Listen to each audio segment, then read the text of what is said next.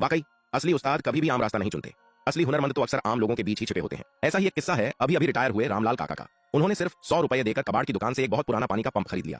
दुकान वाले ने बताया कि इस पंप की उम्र कम से कम 40 साल है। आखिरी बार इसे 10-15 साल पहले चलाया गया था। इसका स्विच कब का जल चुका था और पूरा बाहरी ढांचा भी जंग से बुरी तरह खराब हो चुका था। पड़ोसी मोहन काका ने यह देखा तो सिर हिलाते हुए बोले, अरे रामलाल, ये पैसे की बर्बादी है।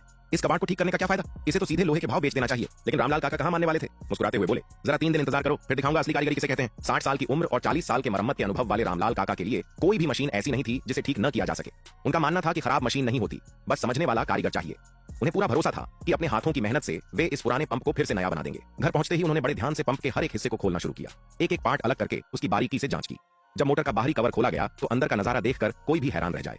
रोटर तो अभी भी ठीक हालत में था, लेकिन स्टेटर के अंदर की तांबे की कॉइल बुरी तरह जल चुकी थी।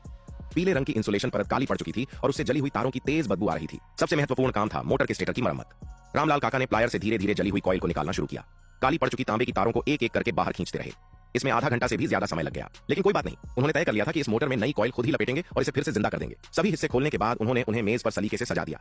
पंप का ढक्कन, पंप बॉडी, मोटर का कवर, रोटर, स्टेटर, तरह तरह के बेयरिंग, सील, बोल्ट और स्प्रिंग, कुल मिलाकर 30 से ज्यादा हिस्से थे। इसके बाद रामलाल काका ने एक बड़ा कांच का टब लिया और उसमें सारे धातु के हिस्से डाल दिए। फिर उसमें खास तरह का जंग हटाने वाला केमिकल डाला और उन्हें पूरे 10 घंटे तक भिगो कर रखा। समय के साथ उस घोल का रंग बदलने लगा। पहले साफ था, फिर पीला हरा हुआ और आखिर में काला हरा तेल जैसा हो गया। यह इस बात का सबूत था कि कई सालों की जमी हुई जंग और गंदगी घुलकर बाहर आ रही थी। 10 घंटे बाद उन्होंने सारे हिस्से बाहर निकाले और ब्रश से अच्छी तरह साफ किया। जिद्दी जंग भी अब ढीली पड़ चुकी थी, लेकिन असली काम अभी बाकी था। सफाई के बाद बारी आई घिसाई की। रामलाल काका ने ड्रिल मशीन में ग्राइंडिंग हेड लगाकर मोटर के कवर और उसकी कूलिंग फिन्स को ध्यान से घिसना शुरू किया। गैराज के अंदर चिंगारियां उड़ने लगी। वह नजारा ऐसा लग रहा था जैसे किसी औद्योगिक फिल्म की शूटिंग हो रही हो। बार बार घिसाई करते हुए उन्होंने तब तक मेहनत की जब तक पूरा ढांचा चमकदार पीतल जैसे रंग में नहीं आ गया।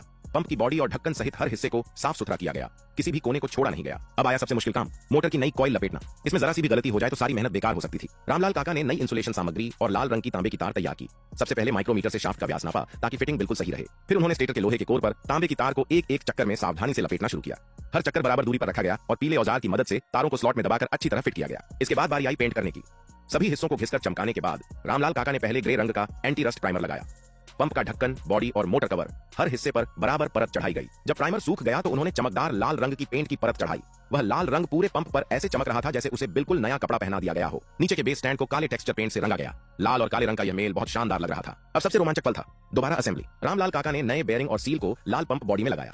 फिर धीरे धीरे शाफ्ट को बीच के छेद में डाला और देखा कि वह आसानी से घूम रहा है या नहीं। उसके बाद ढक्कन लगाया और रिंच से एक एक बोल्ट कसते गए। हर जोड़ को ध्यान से जांचा गया। फिर मोटर लगाई गई। नई लपेटी गई कॉइल वाले स्टेटर और रोटर को जोड़ा गया और ऊपर से नीले रंग का स्टार्टिंग कैपेसिटर भी लगाया गया। जो पुराना पंप कभी जंग लगा कबाड़ बन चुका था, अब चमकदार लाल रंग की नई मशीन की तरह दिखाई दे रहा था। काले बेस के साथ उसका रूप बिल्कुल वैसा लग रहा था जैसे वह अभी अभी फैक्ट्री से बनकर निकला हो।